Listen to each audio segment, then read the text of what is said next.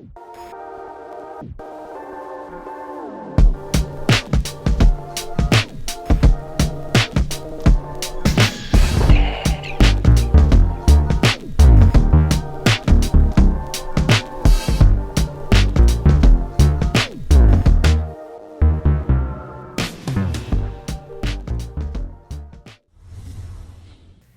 Bev. And I'm Kayla. And this is MHN. On this week's episode, you can expect to see Boston sports, boys biking, Mental Monday, Hype City, and a PSA. What's the PSA about? This week's PSA is all about food waste and how to become more sustainable. I cannot wait to see it. Roll the clips. I'm Evan, and welcome back to Boston Sports News.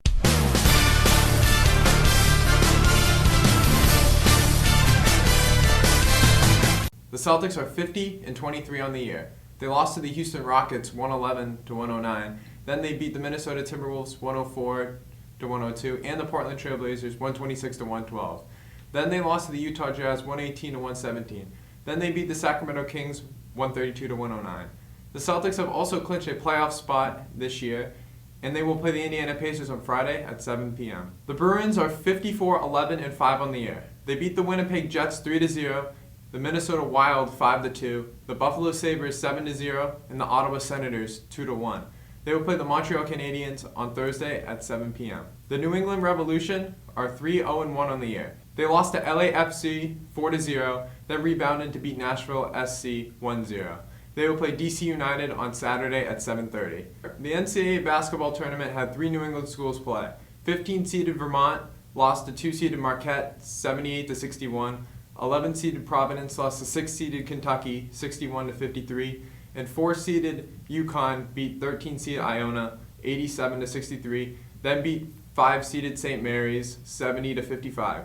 UConn will play in the Sweet 16 against 8-seeded Arkansas on Thursday at 7:15. That'll be it for Boston Sports News.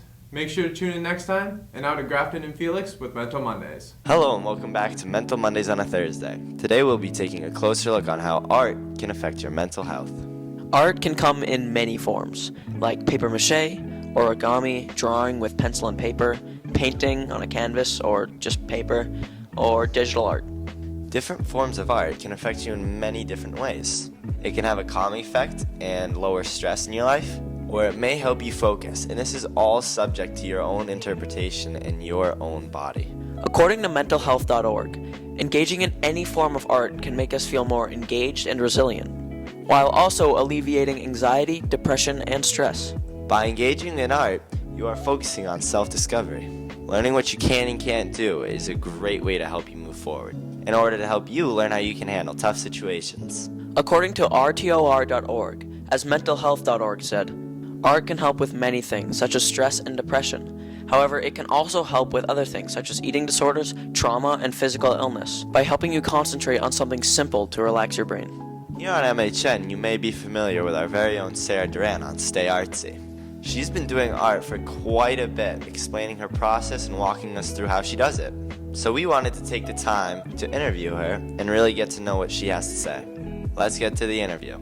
Alright, Sarah. We just have one question for you today. In what ways has art helped your mental health?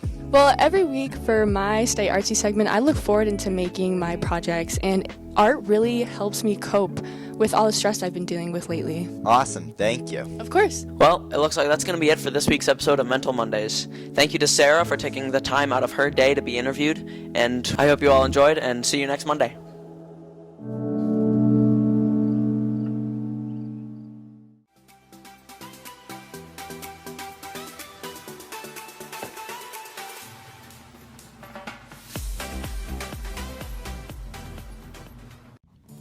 Hey guys, and welcome back to Boys Biking. Today, I'm going to give you my first impressions of my brand new bike. Once again, my new bike is a Specialized Status 160, and I've been riding it for about a month now. Although the weather has played a factor in the amount I've gotten to ride this bike, I feel that I have enough experience to say what I think about it so far. I love it. Everything about this bike is 10 times better than my old ones. Better brakes, better tires, better suspension. Everything is just better. When I go out and ride the things that were once crazy to me, they feel like nothing at all. I'm already a much better and more comfortable rider on this bike. Not to mention, it looks great. If I could rank it so far, I'd give it a 10, and I can't wait to ride this thing even more in the spring. I'm Sean Leahy, and this has been Boys Biking. I'll see you in the next episode.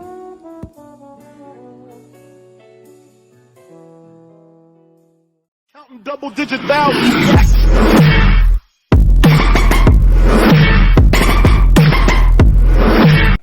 What up, Hype Gang? It's your boy Isaac. And Bruce. And we're coming at you with a new episode of Hype City. Let's get into it. Portland hip-hop artist Yeet leans into the more upbeat, animated side of rage rap. His latest album, Afterlife, is a hit. This collection is a sequel to last year's album, Life. All in all, I really just like the way that he advanced on his lyricism, and he just kept the same vibe as his last album. This past weekend, John Bones Jones faced off against heavyweight champion Cyril Gane in UFC 285. It was a smooth and easy victory for Jones, submitting Gaines at 2 minutes and 4 seconds in with a guillotine choke. Jones is now the heavyweight champion after owning the lightweight division for years. Jones was already regarded as one of, if not the greatest UFC fighter of all time. But now with this last fight, I'd say it's really hard to argue with that statement. That's all we got time for this week. See you next week! Hello MHN viewers, it's Henry, here with JT to talk to you about food waste. Food is essential to every human life and should be treated as a necessity. According to feedingamerica.org, in America, we waste over 119 billion pounds of food per year, which equates to 130 billion meals and over $408 billion in food wasted. This is a huge issue as over 34 million people, 9 million which of children, are food insecure in the United States. Food insecurity, according to Oxford Languages, is when somebody lacks reliable access to a sufficient quantity of affordable, nutritious food. Food waste and hunger are not just issues in the US. In fact, there are many countries across the world that struggle to feed their population. According to ConcernUSA.org, Yemen was the most hungry nation in 2022, likely in part due to the ongoing civil war that has torn apart society. If you want to help food insecure people in Yemen, there are many organizations that help people in Yemen with food, health services, and shelter. Of course, Yemen is not the only country that needs help with this, and there are plenty of other agencies and nations that require help from people all across the globe. Possibly the easiest way to help hungry people access food is to donate food to nearby pantries.